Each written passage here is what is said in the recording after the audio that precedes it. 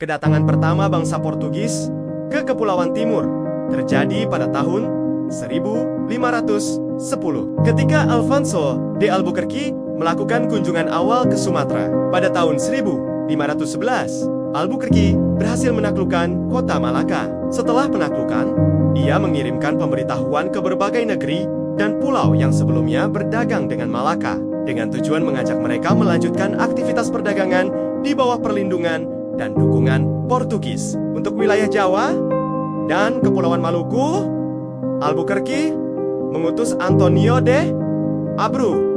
Sebelumnya, jalan telah dipersiapkan oleh seorang pedagang More atau Muslim bernama Nakoda Ismail yang saat itu berdagang menggunakan kapal niaga. Antonio de Abreu berangkat menjalankan misinya dengan 3 kapal dan membawa serta sejumlah orang Jawa dan Melayu yang telah terbiasa berdagang ke Malaka. Pelabuhan pertama di Jawa yang disinggahi Antonio de Abreu adalah kota Agacay. Dari sana, ia melanjutkan pelayaran ke Ambon, salah satu pulau di Kepulauan Maluku. Di setiap pelabuhan yang ia singgahi, Abreu mendirikan padroes, yaitu pilar batu yang berfungsi sebagai tanda penemuan dan penguasaan wilayah oleh Portugis.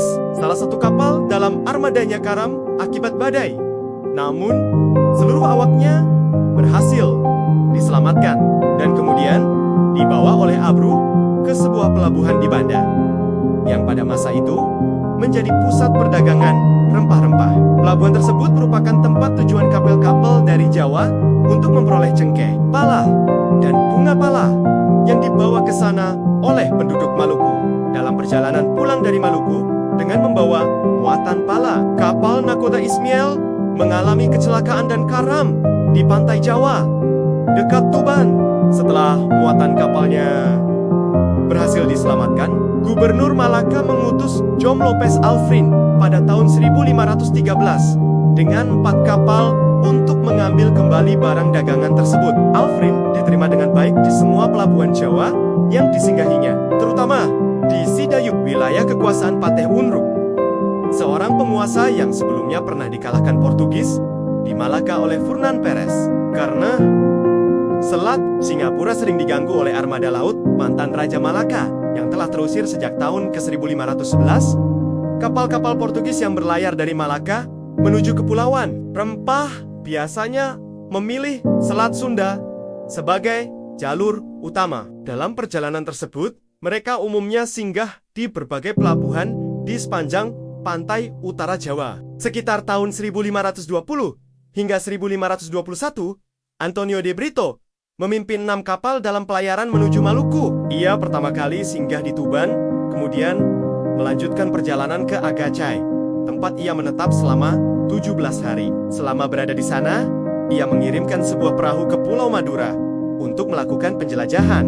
Namun, karena para awaknya mendarat tanpa kewaspadaan yang memadai, mereka disergap dan ditawan oleh penduduk setempat. Pembebasan mereka hanya dapat dilakukan setelah melalui proses tebusan yang sulit dengan bantuan dan campur tangan penguasa Agacay. Tidak lama setelah masalah tersebut terselesaikan, Antonio de Brito bergabung dengan Don Garcia Henriquez yang datang dengan 4 kapal menuju Banda untuk berdagang rempah-rempah. Pada saat yang sama, sebuah kapal dari Jawa tiba dari Banda dengan membawa surat izin pelayaran yang dikeluarkan oleh pihak Spanyol. Di bawah pimpinan Ferdinand Magellan diketahui telah mencapai Kepulauan Rempah setelah berlayar melalui selat yang kini dikenal dengan namanya, mengelilingi ujung selatan benua Amerika. Inilah informasi pertama yang diterima Portugis mengenai penemuan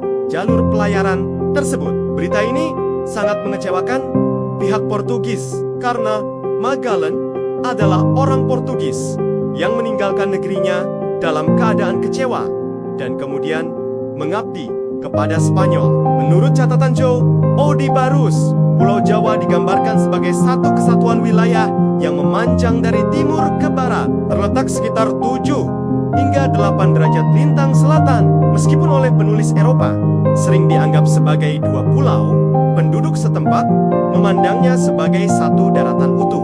Di bagian barat, Jawa dipisahkan dari Sumatera oleh sebuah selat selebar sekitar 10 hingga 12 liga yang sebelum berdirinya Malaka menjadi jalur utama pelayaran antara India Timur dan Barat.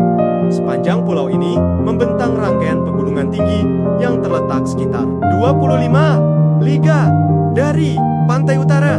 Jarak pegunungan tersebut ke pantai selatan tidak diketahui secara pasti, meskipun penduduk setempat menyatakan jaraknya kurang lebih sama. Wilayah Sunda terletak sekitar sepertiga panjang Pulau Jawa dari arah barat. Penduduk Sunda menganggap wilayah mereka terpisah dari Jawa oleh sebuah sungai bernama Ciamo atau Cenak yang tidak banyak dikenal oleh para pelaut Eropa.